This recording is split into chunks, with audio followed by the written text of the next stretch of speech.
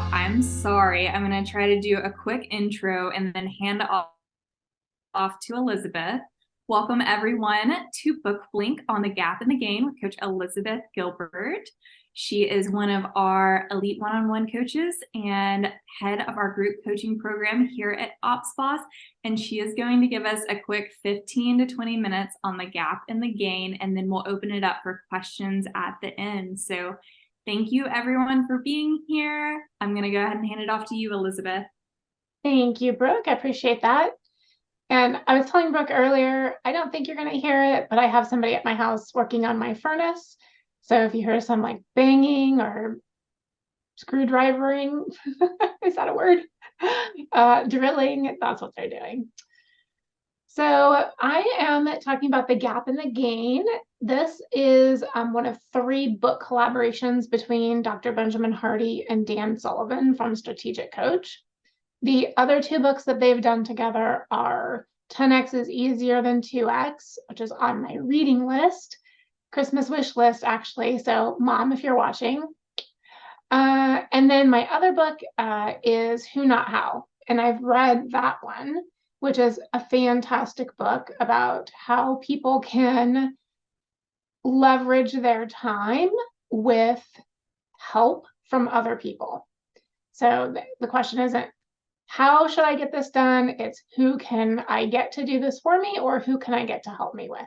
And I thought that book was so great that when The Gap in the Gain came out, I'm like, this has got to be like right on par with that one. And it truly is. So The Gap in the Gain is like really simple concept. Let me describe the difference between the 2. So you're in the gap when you're measuring yourself against an ideal. And you're in the gain when you're measuring how far you've come. So let me give you an example of gap thinking. So you've been putting some good effort into like creating an operations manual, let's say. And then when you look at what's still not done, you get discouraged and unmotivated to keep going because you're looking at where you are now and you're looking at how far you have to go. And that gap is discouraging. Gain thinking is you look at, you've been putting some effort into creating your operations manual, and you look at where you are now versus when you started. And you feel good about the progress that you've made, even if it's just a little bit, because you can look back and say, look at what I've already done. And that's encouragement to keep going. So when you're in the gap thinking, nothing is ever good enough. This is where the yeah, but rears its ugly head. And I'm completely guilty of this, of looking at, okay, I know what my goal is. And someone can say, look how far you've come already. And I go, yeah, but look how far I still have to go. And that's when the gap thinking kind of ruins everything about it, right? So you can also be in the gap when it comes to other people. So we often have expectations for others, like how they should behave or expectations that we have for them. And when they're not meeting expectations or they're not behaving how we think they should behave, then we see them as not measuring up. And because we're measuring them against an ideal, that's where we have that gap thinking come in. So the hedonic, I don't know, maybe you've heard of this word, the hedonic treadmill. This is why we're unhappy, is, according to the book, as soon as something good comes into our lives, we quickly adapt, and then we go back to looking for something new to make us happy. We think, ideally, we'd be happy if we could simply earn $100,000 in a year, find the perfect person to marry, or get that job that we've always wanted. And then when we actually get that thing, we go back to being neutral. And we go, okay, but then it's on to the next. We don't look and appreciate at what we have. And so here's a quote from the book that I thought was really good. Ideals are meant to provide direction, motivation and meaning to our lives. They are not the measuring stick. Our society has trained us to measure ourselves against the ideals, which by definition are unreachable. And that's what procures that unhappiness in us, is because we're always looking at the ideal, and society, the people around us, are doing the same thing. And that's why we get stuck doing that. Have you ever done the Wheel of Life exercise where you measure yourself in several areas of life, like career, relationships, environment, finances, that kind of stuff? So think about right now, on a scale of 1 to 10, where 10 is best, in your head, what would you rate your career? Just think of the number. On a scale of 1 to 10, where 10 is best, what rating would you give your career? And then think about, why didn't you rate it a 1? And it's probably because 1 doesn't even mean you have a career. Like, seriously, like, only babies and children should rate their career a 1 because they don't have a career. Their only job right now is to be a baby or a child. So instead of thinking about what's lacking in your career and why it's not a 10, instead think about everything that you have and everything you've achieved in order to make it to the rating that you gave it. So you'd have some pretty good stuff on that list, right? Even if you rated it a 2, you'd be operating from the gain, because you're recognizing that you have a career that pays you money, and that's something. So now you have to start believing that everything can be turned into a gain.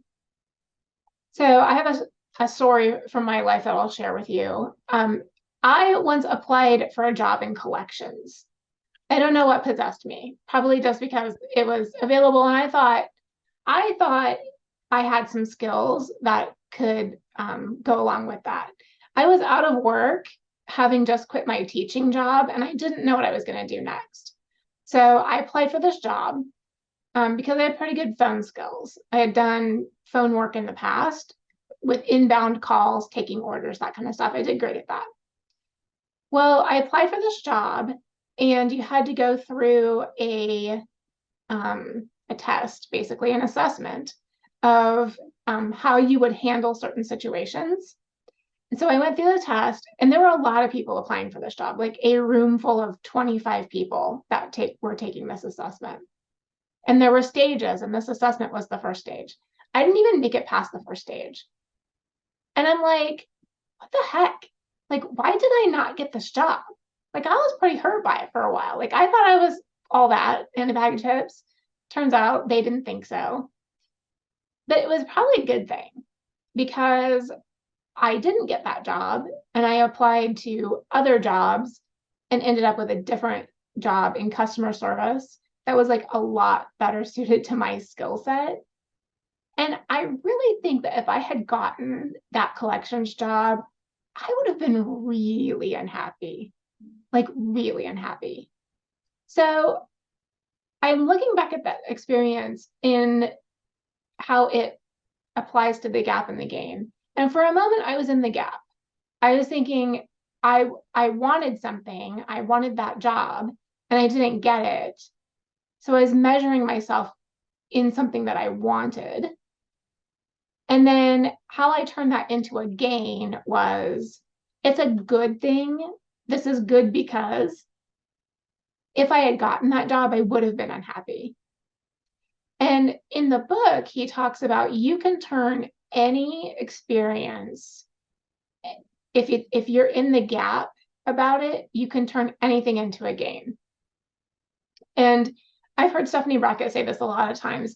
This is good because, regardless of the situation, you didn't make the sale. This is good because you didn't meet your goal. This is good because.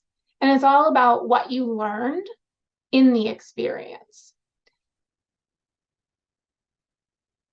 And so I have another quote from the book that I want to read to you. Until you actively learn from a gap experience, you're stuck. You won't be able to move forward until you frame the experience as a gain, until you choose to be grateful for the experience and better off because it happened. And I thought that was so good. There's so many things that have happened that I just write it off as a bad experience. But what did I really learn from it? And that's how I get into the game. So he has this exercise that I think is super helpful. Spend 20 to 30 minutes, no distractions, writing down your answer to this question. I know I'm being successful when. I know I'm being successful when. He says, instead of asking yourself, or instead of saying, I will be successful when, flipping it to say, I know I'm being successful when, is a new way to measure yourself. So the main point is that you have your own success criteria to guide how you spend your time and what you do.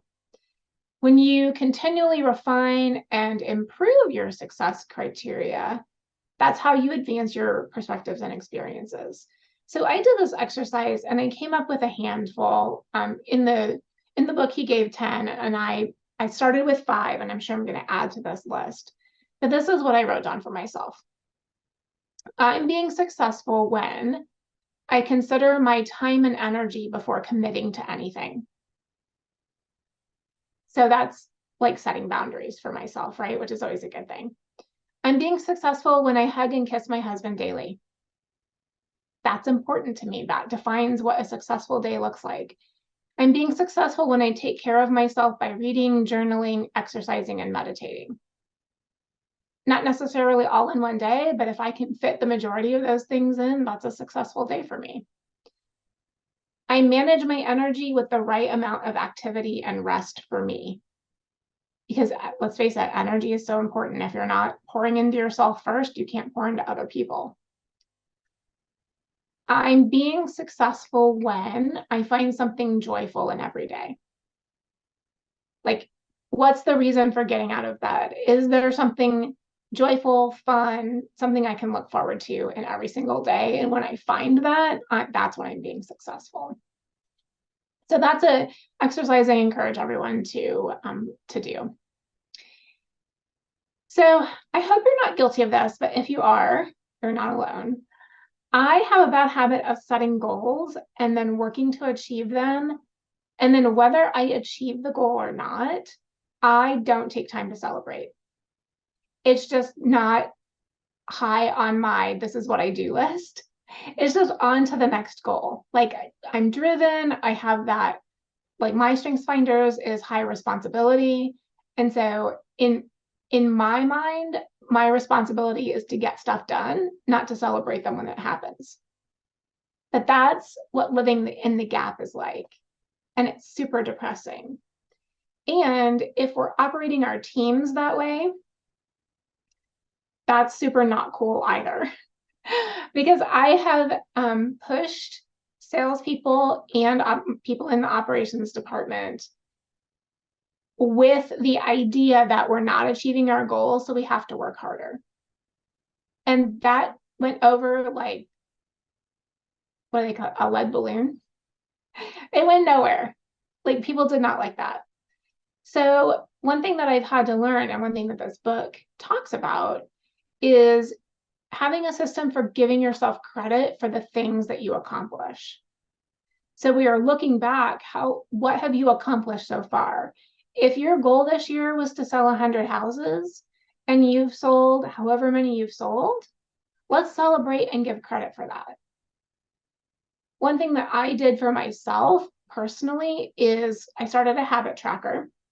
And it's just a simple Google sheet with a list of things that I do daily and weekly.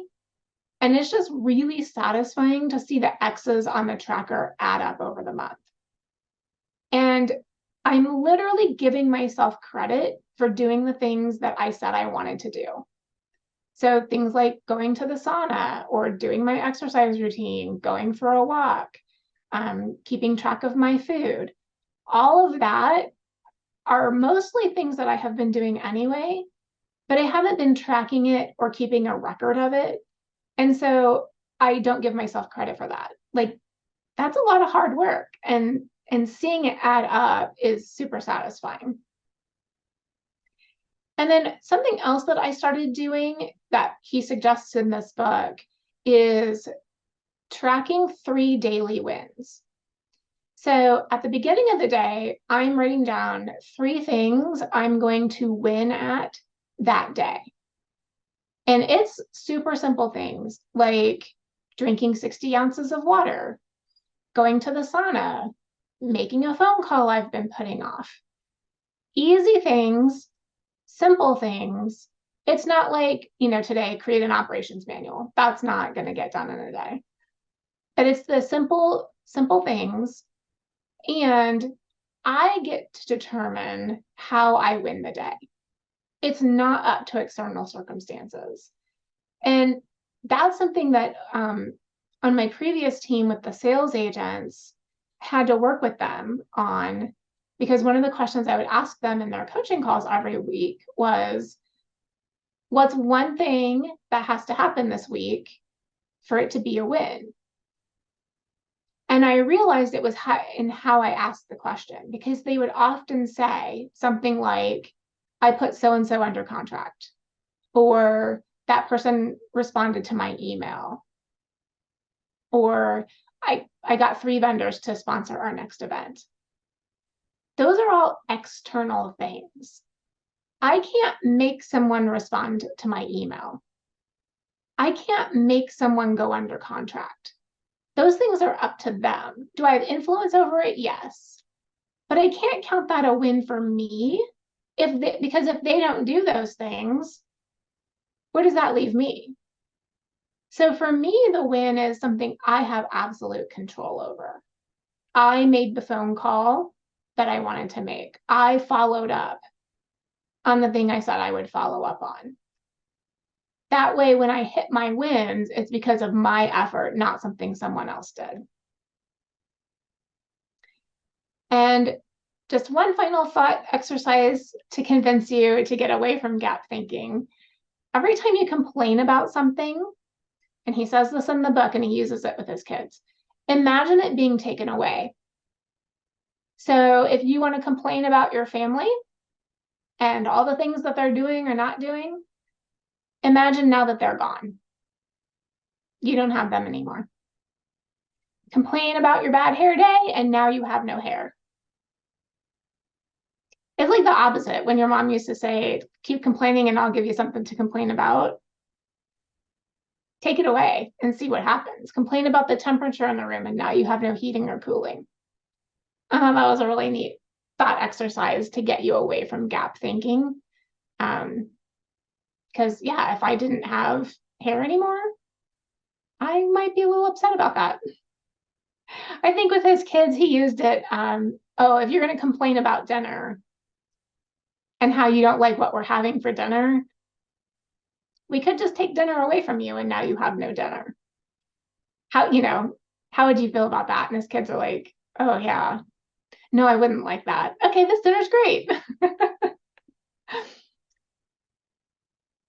So that's what I have for you.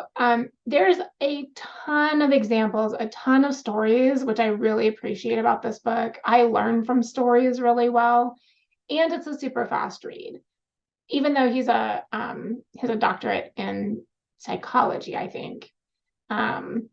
He writes like everyday conversation. It is not a scientific book whatsoever. And I think part of that's because Dan Sullivan is also involved, and Dan Sullivan, being a coach, has that let's get down to brass tacks language and mindset. Has this been helpful? What questions do you have? Any thoughts that come to mind as I've been kind of going over what the book entails? Like, this has been really, really helpful for me, actually. I'm just putting my camera on because I've kind of been hiding the whole time. I love it. I have an unattractive concentration face, so I usually just turn it off. But yeah, I'm an operations kind of admin person for our agent, and we've had a difficult year. Like, it's my first year working with this agent, but we haven't hit the goals that we wanted to hit. He had a lot of like personal stuff happening over the holidays and over the summer break, and I know a lot of that is us kind of figuring out how to work together, how much pressure for me to apply on him and his accountability and things like that. And so we're supposed to be having our kind of annual meeting later on today, and I was just feeling really bummed out about it because I was like, we didn't hit our goals. I didn't get him where he wanted to be by the end of the year. But these things that you've shared are like really, really interesting. You know, we have actually achieved a huge amount in terms of working together for the first time, figuring out what works well for each other and what doesn't, building a huge amount of systems. And yeah, just it's kind of flipped my perspective around this morning. So yeah, really, really helpful. That's awesome. What a great place to use those concepts. Mm-hmm. Yeah, and it was purely by accident as well that I found that you guys were doing this. So yeah. Yes, and it is so true. I mean, it's just a common entrepreneur mindset is I have these goals for myself, and we just beat ourselves up when we don't achieve them, rather than giving ourselves credit for all of the awesome stuff that we actually did accomplish, either, you know, and usually in spite of the negative stuff that happened, you know, in spite of someone getting sick or family issues or whatever it is that we think holds us back from our goals because of these external things. Well, let's give us credit for all of the stuff that we did do and all of the stuff we held together. Good job. I love it. Thanks, Emily. Yeah, Elizabeth, I love that you pointed out your responsibility strength, because responsibility is also in my top 5. And it was just like an aha of myself of, oh my gosh, I'm so the type also that as soon as I get something done, I'm just on to the next one. I don't even think about that I just finished a giant auto plan that took like a year of planning, or like I'm just, okay, what's the next thing, and am I achieving and finishing that thing? So I love that you brought that out. I think that's so important. And also when you were just talking to Emily, taking it back to the personal too. We talk about things in business a lot, but taking it back to the personal of when life is happening to us and we feel like, oh, I'm not at 100%, or this happened and it slowed me down. Making ourselves aware of everything that we did do despite all of those things is just such an aha. I think that some of us need to hear sometimes. Yep. I know we do. We have a hard time cheering for ourselves, or giving ourselves credit. And you know, you talk to any friend of yours and they would say the same thing, like, wow, look at everything that you've done.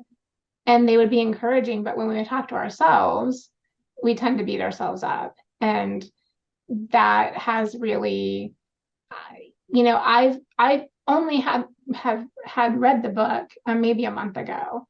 And even so, because of some of the attitude changes, because of some of the different ways I've been thinking, like even my husband has noticed, he's like, you know, you're like, you seem happier now. Like something's changed, like a little, I've noticed just a little change. You're not, you just seem lighter.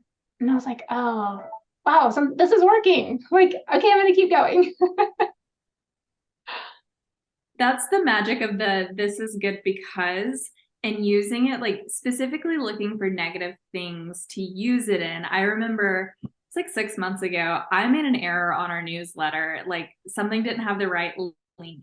And Christy, the CEO of Ops Boss, if there are people that don't know who she is, she was like, no, this is good because now we know who's really paying attention to our newsletter, and told us that the link was wrong and we know who's checked out. And I'm like, man, I felt so bad about that. And I was so upset that I messed that up. And we turned it around to this is good because we know who's really highly engaged with our newsletter. Yep. I have done the same thing on my team, sending out the wrong thing in an email, and people actually texting my rainmaker and telling him, hey, I saw this, just to let you know. I was mortified. And he was super happy because he's like, I'm getting text messages from people I have been trying to reach for months, past clients that I have been texting and inviting to events, and they've been completely silent. until this thing goes out, and now I'm hearing from them. So thank you for making that mistake. He's like, maybe we should plan to do that. Like crazy. Okay, it's so interesting how the universe works. Awesome. Anything else? Well, good deal. Thank you all so much for being here. Brooke, is there anything that we need to wrap up with?